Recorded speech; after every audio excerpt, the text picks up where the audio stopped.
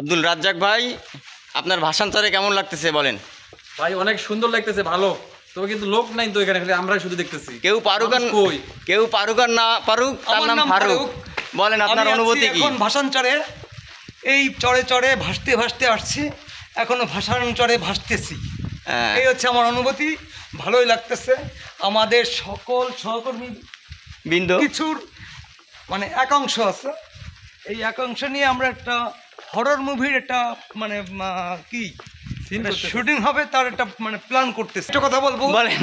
আমি মূলত মেশিনই করি।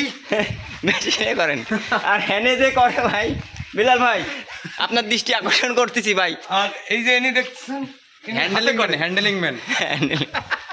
ইনি হাতে করে। বিলাল ভাই বলেন আপনার অনুভূতি, এই ট্রান্সফার এখানে কেমন আপনার লাগতেছে বলেন? আলহামদুলিল্লাহ অনেক ভালো লাগছে ভাষান্তরে। আজকে রোহিঙ্গাদের সাথে বড় বড় খুব ভালো আছি, এনজয় করতেছি। ধন্যবাদ সবাইকে।